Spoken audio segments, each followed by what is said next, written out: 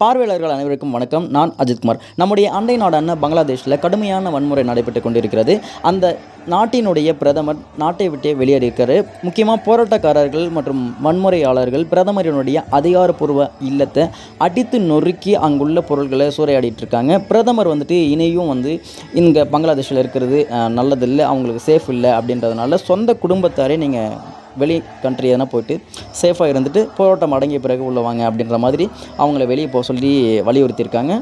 அந்த நாட்டினுடைய பிரதமர் ஷேக் ஹசீனாவும் இப்போது வெளியே நம்ம நாட்டுக்கு தஞ்சம் புகுந்து வந்திருக்காங்க. தற்போது பங்களாதேஷில் இராணுவ தளபதி வாக்கருஷ்ஜமான் அவருடைய தலைமையில் இராணுவ ஆட்சி அமலுக்கு வந்திருக்குது. இந்த வன்முறையில் குறிப்பாக நாம் பார்க்க வேண்டியது என்ன அப்படின்னா, மற்ற நாடுகளில் ஏற்படக்கூடிய கிளர்ச்சிக்கும் இந்த நாடுகளில் இப்போ பங்களாதேஷில் ஏற்பட்டுருக்கக்கூடிய கிளர்ச்சிக்கும் வித்தியாசங்கள் உண்டு. இப்போது உள்நாட்டு கலவரமாக வெளிநாடுகளில் இருக்கிறதுக்கும் இப்போ உள்நாட்டு கலவரமாக பங்களாதேஷில் நடைபெற்று கொண்டு இருக்கிறதுக்கும் வித்தியாசம் இருக்குது. மற்ற நாடுகளில் கிளர்ச்சியாளர்கள் போராட்டக்காரர்கள் ஈடுபடுவாங்க. ஆனால் இங்கே பங்களாதேஷில் இப்போ முழுக்க மாணவர்கள் சக்தி மூலமாகவே ஒரு ஆட்சி கவிழ்க்கப்பட்டிருக்கிறது, இராணுவ ஆட்சி வழிவகுக்கப்பட்டிருக்கிறது. இதற்கு காரணம் என்ன அப்படின்னா, இது எல்லாத்துக்குமே மூல காரணமாக இருப்பது அந்த நாட்டில் கொண்டு வரப்பட்ட ஒரு சட்டம். அதாவது சுதந்திர போராட்ட தியாகிகளினுடைய வாரிசுகளுக்கு அரசு வேலைகளில் 30% இடஒதுக்கீடு தரப்படும் என்ற ஒரு சட்டம்.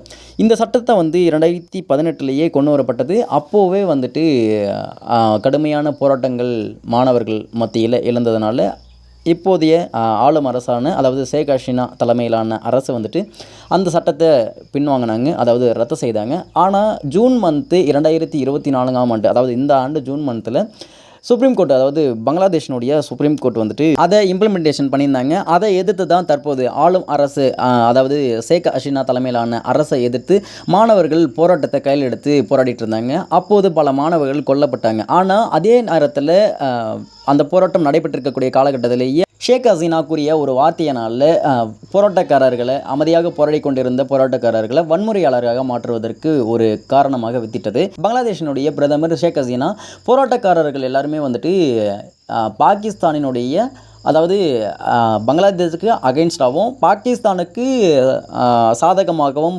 இருப்பவர்கள் அப்படின்னு சொல்லிட்டு, அதாவது பங்களாதேஷினுடைய தேச துரோகிகள், போராட்டத்தில் ஈடுபட்டவர்கள் அனைவருமே அப்படின்ற மாதிரி பேசியிருந்ததுனால போராட்டக்காரர்களை வன்முறையாளர்களாக மாற்றியிருக்கிறது. இதனால் இது வரைக்கும் மட்டும் 300 பேர் கொல்லப்பட்டிருக்காங்க. இன்று அந்த ஷேக் ஹசீனாவினுடைய ஆட்சி மாணவர்களாலேயே கலைக்கப்பட்டிருக்கிறது, கவிழ்க்கப்பட்டிருக்கிறது. இதில் நம்ம முக்கியமாக பார்க்க வேண்டியது என்ன அப்படின்னா, 1971 வரைக்கும் வங்காளதேசம் அப்படின்ற நாடு பாகிஸ்தானோட இருந்தது.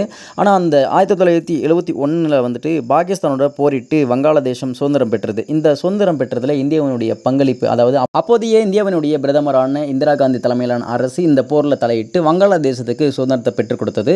இந்த போராட்டத்தில் ஈடுபட்ட சுதந்திர போராட்ட தியாகிகளினுடைய வாரிசுகளுக்கும் அவருடைய வாரிசு வழிவந்த சந்ததியர்களுக்கும் அரசு வேலையில் 30% இடஒதுக்கீடு கொடுக்கப்படும் அப்படின்னு சொல்லிட்டு ஒரு சட்டம் ஷேக் ஹசீனா தலைமையிலான அரசு கொண்டு வரப்பட்டது. இதை எதிர்த்து தான் இது 2018 கொண்டு வரப்பட்டது. இதை எதிர்த்து 2018 போராட்டம் நடந்தது, அது கைவிடப்பட்டது.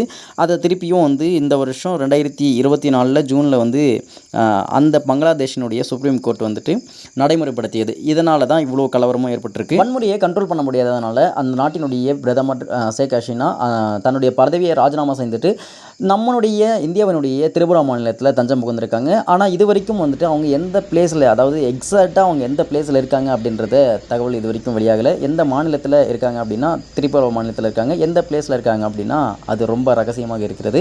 அது குறித்த தகவல் எதுவும் இதுவரைக்கும் வெளியாகலை. குறிப்பாக ஷேக் ஹசீனாவுக்கு கொடுக்கப்பட்ட அடைக்கலம் குறித்து மாநிலங்களவையில் நம்மளுடைய வெளியுறவுத்துறை அமைச்சர் ஜெய்சங்கர் அளித்த விளக்கத்தில், வங்கதேசத்தில் உள்ள இந்தியர்கள் தொடர்ந்து கண்காணிக்கப்பட்டு வருவதாக கூறிய அவர், குறிப்பாக வங்காளத்தில் ஊரடங்கு மீறி போராட்டங்கள் நடத்தப்பட்டு இருக்கிறது, வேறு வழியே இல்லாமல் தான் இராணுவம் உள்ளிட்ட பல்வேறு தரப்புகளோடு ஆலோசனை செய்த பின்னர் தான் பிரதமர் பதவியிலிருந்து விலகுவதாக ஷேக் ஹசீனா முடிவு செய்திருக்கிறார்.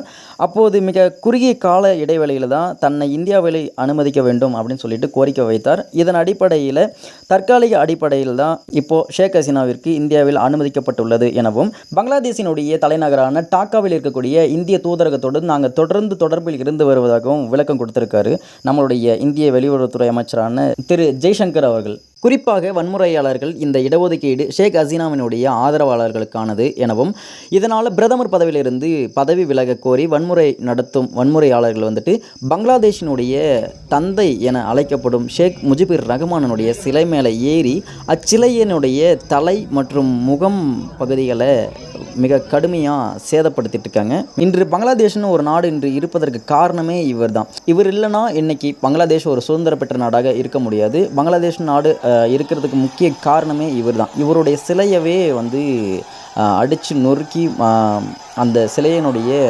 தலைப்பகுதிகளை ரொம்ப மோசமாக சேதப்படுத்திட்டு இருக்காங்க. அந்த சிலை மேலேயே ஏறி கொடூரமான தாக்குதலை அந்த சிலையில் நடத்திட்டுருக்காங்க. இந்நிலையில் தான் இதற்கு அனைத்திற்குமே பின்னணியில் இருப்பது சீனா அண்டு பாகிஸ்தானுன்னு தெரிய வந்திருக்குது. பாகிஸ்தானினுடைய உளவு அமைப்பான ISIயும் சீனாவும் இணைந்து இந்த வன்முறையாளர்களோடு இணைந்து நடத்திய சதியின் விளைவு தான் இன்று அங்கே பங்களாதேஷினுடைய ஆட்சி கலைக்கப்பட்டதற்கு மூல காரணம் அப்படின்றது தெரிய வந்திருக்கிறது. இதற்கு காரணம் என்ன அப்படின்னு பார்த்தோம்னா, ஷேக் ஹசீனா எப்போவுமே வந்து இந்தியாவோடு நல்ல நட்புறவை கொண்டவர்.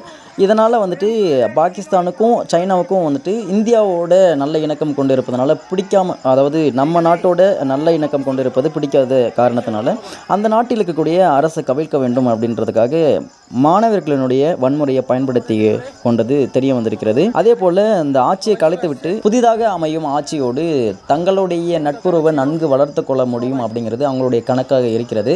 அதே போல் இந்த வன்முறைக்கு பின்னணியில் இந்த 2 நாடுகளும் தான் இருக்குது அப்படின்னு சொல்லிட்டு தகவல் வெளியானதுலேருந்து தெரிய வந்ததுலேருந்து இது வரைக்குமே நாங்கள் இதுக்கு சம்மந்தப்படலை, இதுக்கு பின்னணியில் நாங்கள் இல்லை, இதற்கும் எங்களுக்கும் தொடர்பு எதுவும் இல்லை அப்படின்னு சொல்லிட்டு எந்த விதமான மறுப்பு அறிக்கையோ அல்லது வேறு விதமான மறுப்போ இந்த 2 நாடுகளிடமிருந்தும் வரவில்லை என்பது குறிப்பிடத்தக்கது. இந்த வீடியோ பார்த்துட்டு இருக்கிற நீங்கள் உண்மையிலே இந்தியாவினுடைய பலத்தை குறைக்கிறதுக்காக இந்த 2 நாடுகளும் செய்த சதியின் விளைவு தான் இந்த வன்முறை அப்படின்னு நீங்கள் நினைக்கிறீங்களா அப்படிங்கிறத கமெண்ட்டில் சொல்லுங்கள். மேலும் இது போல் புது இன்ஃபர்மேஷன்ஸ் வீடியோ நீங்கள் தொடர்ந்து பார்க்கணும் அப்படின்னா அஜித் குமார் சேனலை சப்ஸ்கிரைப் பண்ணுங்கள்.